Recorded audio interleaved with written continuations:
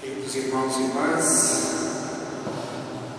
com esta Eucaristia concluímos esse tempo de Quaresma, a última semana da Quaresma.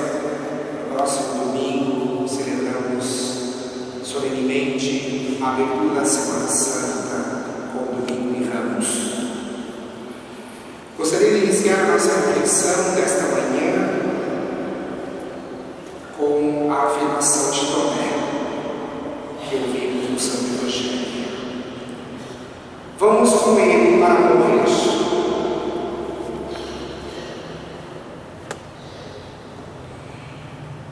Não é um convite muito atrativo, na verdade.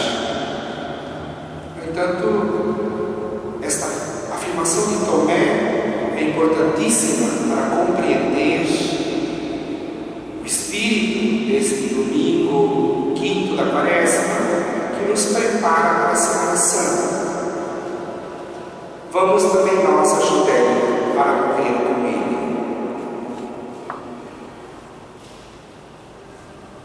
O itinerário que nós fizemos neste período de Quaresma foi preparar a cada domingo a nossa vida para celebrarmos a vigília da Páscoa, no Sábado Santo, onde todos nós veremos com júbilo no coração ingressar no sino pascal no corredor desta igreja, que estará totalmente escura, e a luz do sino da Páscoa iluminará este templo. E a igreja nos anunciará: eis a luz de Cristo que vence a morte. E nós todos diremos: demos graças a Deus. As nossas velas serão acesas no sino da Páscoa, e nós recorreremos as promessas do nosso batismo.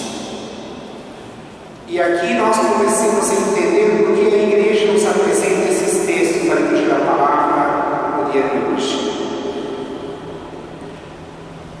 A primeira vez que nós saímos da morte, e é um ato paradigmático, modelar, essencial da nossa existência, o primeiro dia em que Deus disse: sai da morte e vem para a vida, no nosso peregrinar nesta terra, foi um dia em que nossos pais e nossos padrinhos nos apresentaram a pia batismal.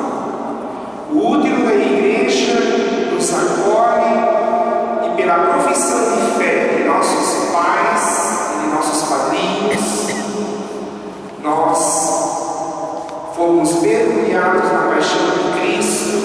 O Espírito de Deus veio sobre nós, tomou posse da nossa vida e nos tira da morte. Essa é a primeira ressurreição da nossa vida, o dia do nosso batismo. Depois, ao longo da vida, nós renovaremos esta graça. Por isso, eu convido cada um de vocês, neste dia quinto da Quaresma, que na Eucaristia que celebramos, cada um eleve a Deus uma prece, uma ação de graças pelos seus pais, que estejam vivos ou falecidos, pelos seus padrinhos. Agradeçam a Deus, porque eles vos apresentaram a este útero da igreja, que lhes deu, que nos deu vida nova. Nós recebemos a fé da igreja, como ela professamos. Na medida em que nossos pais e padrinhos nos apresentaram a via batismal, pela paixão e morte de Cristo, nós recebemos o Espírito do Deus vivo, o Espírito que ressuscitou Jesus dentre os mortos, como afirma o apóstolo Paulo na segunda leitura de hoje. E se ele habita em vós, diz o apóstolo, ele também dará vida à vossa vida mortal. Ele também vos levantará dos mortos, e vocês também experimentarão o poder da força redentora de Cristo que morreu e ressuscitou. E a vida nova estará em vós.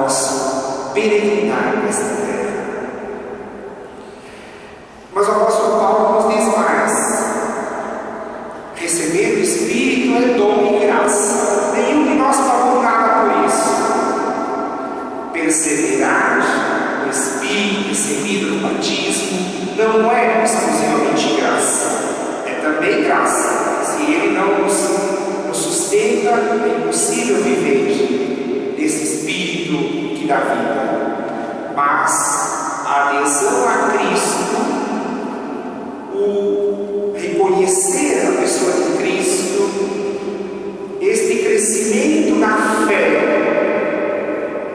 não é exclusivamente graça, é decisão pessoal, é uma escolha de vida. O Senhor nos comunica abundantemente a sua graça. Ele diz que está tudo ao teu dispor, mas cada um é livre para dizer sim ou não à proposta da vida em Deus. E esse texto do Evangelho segundo João, que é belíssimo, dá para fazer um retiro de um mês com esse texto, este belíssimo diálogo de Jesus com os discípulos, de Jesus com as irmãs de Lázaro, Marta e Maria, e o diálogo de Jesus com Lázaro. Eu gostaria, dentro dessa perspectiva do nascimento na fé, que é a proposta da Quaresma, a preparação da Semana Santa, gostaria de tomar o diálogo de Jesus com as suas irmãs, com as irmãs do falecido, com Marta e Maria. Primeiro, Marta. Quando Marta fica sabendo que Jesus está se aproximando, ela sai. Ela vai ao encontro de Cristo no caminho. Ela se encontra com o Senhor no caminho. Que caminho é esse? É o caminho da vida, do peregrinar nesta terra. Todos nós somos chamados a nos encontrarmos com Jesus pelo caminho. Se vamos ser indiferentes, se não o enxergamos, talvez seja a nossa dureza no coração, ou até mesmo porque a gente não tem disposição para o encontro com o Senhor. Quando Marta encontra Jesus, ela faz aquela afirmação mais de nível mais elementar, pensando apenas na vida física de seu irmão. Ah, se tu tivesse estado aqui, meu irmão não teria morrido. Marta pensou na presença física de Jesus. Esse é o primeiro nível da fé. Quando a gente acredita em Jesus para conseguir coisas materiais, para ter um bem-estar físico, que é importante, mas não é tudo. E Jesus lhe lança um desafio. Eu sou a ressurreição e a vida. Quem crê em mim não morrerá, mas viverá. E Marta dá um salto, dá um passo à frente na sua adesão a Cristo. Eu sei que Ele ressuscitará no último dia. É a fé dos judeus, a fé que todo judeu tinha. Esta vida termina e virá a ressurreição na eternidade. Mas Jesus lhe diz: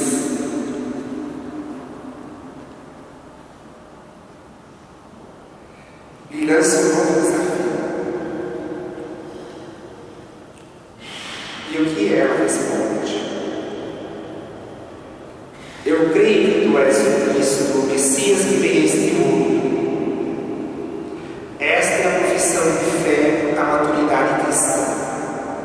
Enquanto nós estamos no primeiro nível, no segundo nível, o Senhor nos chama a aprofundar a nossa experiência de fé e adesão e comunhão de vida com Ele. Se nós, diante de Deus, conseguimos dizer: eu creio que tu és o ungido de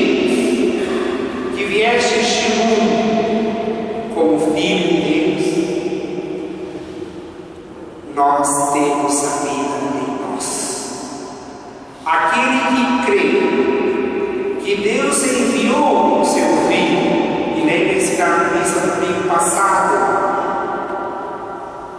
Jesus manda o céu se lavar na piscina do enviado. E hoje Jesus diz: quem crê que eu sou enviado do Pai, esse é minha vida. Então, queridos irmãos e irmãs, na medida em que nós fazemos este processo de amadurecimento na fé, este crescimento de união, de amizade com Cristo, e na medida em que o Espírito de Cristo, que o tirou da morte, lhe deu vida, habita em nós, nós podemos dizer: a vida eterna habita em nós hoje. Nós não precisamos esperar o último dia como os judeus. A vida nova de Cristo está presente na vida daquele que diz: eu creio que o Cristo é a luz do mundo, o enviado do Pai, aquele que comunica a vida divina a cada homem e a cada mulher.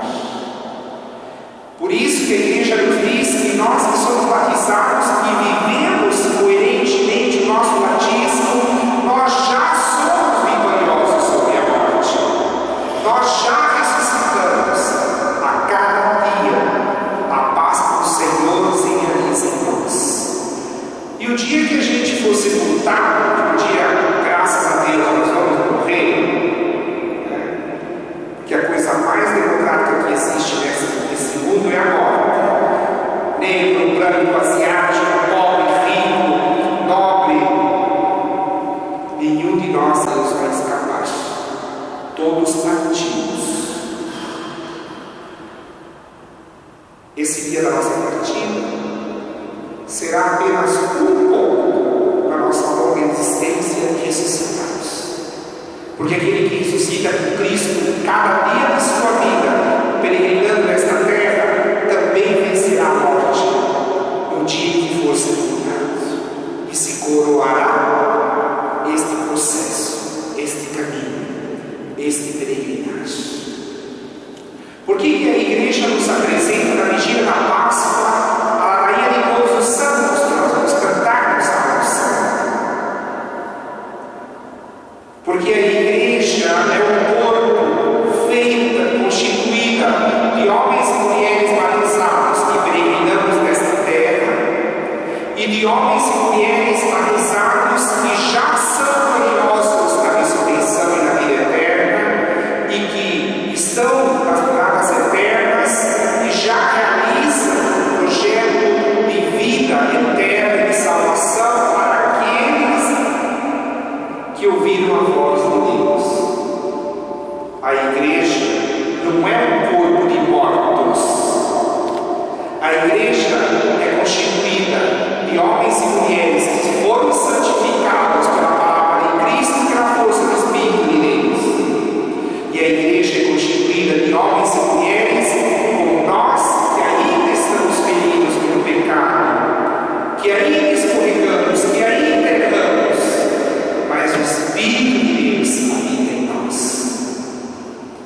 Por isso, a igreja nos apresenta os santos, para nos lembrar que é possível viver este projeto de vida.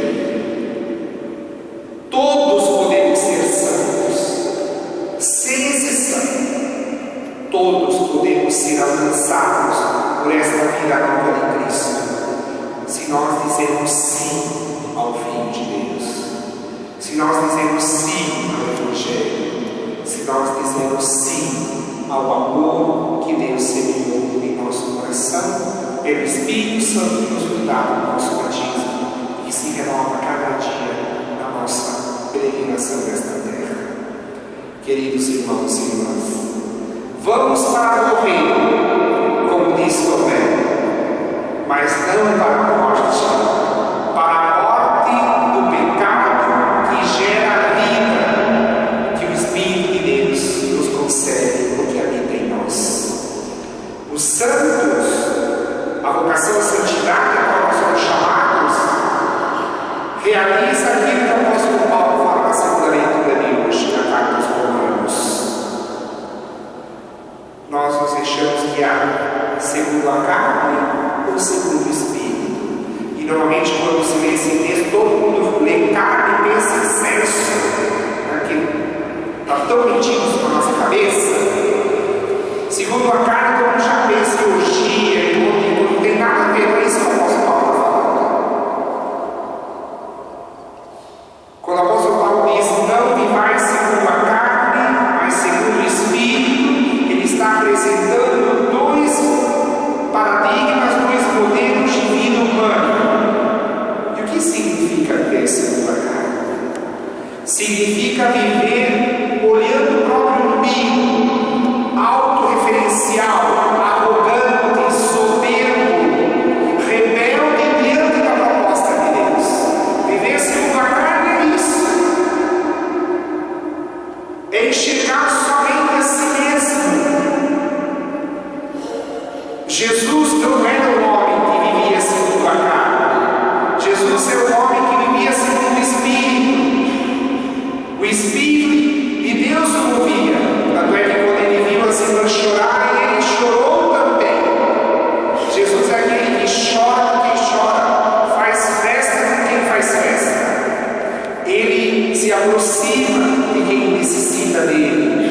Ele é a humanidade conduzida pelo Espírito, que não é em si mesmo exato, desculpem o neologismo, que não enxerga o mundo a partir de si, mas que consegue olhar o mundo e a humanidade com o olhar de Cristo, do Espírito de Deus. Isso é viver segundo o Espírito. Quem vive segundo o Espírito é solidário, é fraterno, é humilde, sabe partilhar seus bens, não é egoísta, sabe que precisa de Deus, é humilde e sabe que precisa do seu próximo, precisa dos semelhantes para viver, não vive sozinho. Que o Senhor nos ajude a trilhar este caminho, que Ele nos arranque do túmulo da morte, como arrancou Lázaro, a morte de viver segundo a carne, a morte de viver na arrogância e na soberba, na insensibilidade diante da dor do semelhante. Isso é morte. Quem vive assim está morto. E aquele que tem o olhar de Cristo, que sabe chorar por quem chora, que sabe visitar os doentes, que sabe dar de seus bens para quem passa fome, que é verdadeiro, que é justo, esse, queridos irmãos, já ressuscitou em Cristo, já possui em si a vida nova. Louvemos o Senhor, porque como batizados nós podemos experimentar essa vida nova. A gente tem que esperar o dia do sepultamento para ressuscitar. A gente ressuscita a cada dia no cotidiano da nossa existência. Ele é a ressurreição e a vida. Nós cremos que Ele é o enviado do Pai que veio dar vida ao mundo, a vida em plenitude. Louvado seja nosso Senhor Jesus. Para sempre seja louvado.